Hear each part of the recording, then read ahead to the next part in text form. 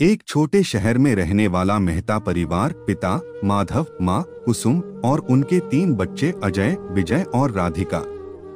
माधव ने अपने जीवन भर की कमाई से एक आलीशान घर और थोड़ी सी जमीन खरीदी थी।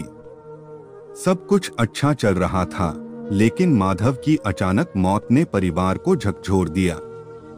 माधव ने अपने जीवन में वसीयत बनाई थी, लेकिन वह वसीयत उनके निधन के बाद गायब हो गई। परिवार में संपत्ति को लेकर विवाद होने लगा। अजय और विजय, जो कभी एक दूसरे से बेहद प्यार करते थे, अब दुश्मन बन गए थे। राधिका दोनों भाइयों के झगड़े से दुखी थी और परिवार को एकजुट रखना चाहती थी।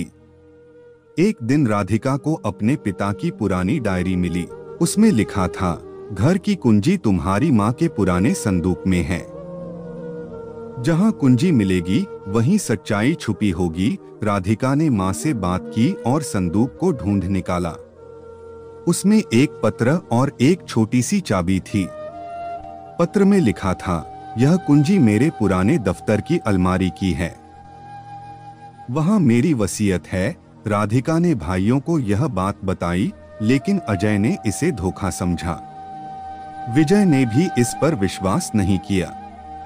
आखिरकार राधिका अकेले ही अपने पिता के पुराने दफ्तर गई।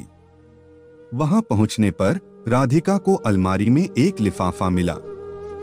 जैसे ही उसने लिफाफा खोला, उसमें वसीयत थी। लेकिन तभी एक अजीब आदमी वहां आया और राधिका से कागज छीनने की कोशिश करने लगा। राधिका समझ गई कि यह आदमी सुरेश अंकल था, जो माधव के बिजनेस पार्टनर थे। सुरेश ने चालाकी से वसीयत को छुपा दिया था ताकि वह संपत्ति पर कब्जा कर सके। लेकिन राधिका ने अपनी समझदारी से वसीयत बचा ली और उसे घर लेकर आई। पंचायत के सामने राधिका ने वसीयत पेश की। उसमें लिखा था कि संपत्ति को 3 हिस्सों में बांटा जाएगा और माधव ने एक संदेश लिखा था, परिवार की सबसे बड़ी ताकत एकता है। मेरी संपत्ति का असली हकदार वही है जो इसे एकजुट रख सके। यह पढ़कर अजय और विजय को अपनी गलती का एहसास हुआ। दोनों ने गले लगकर अपने विवाद को खत्म कर दिया।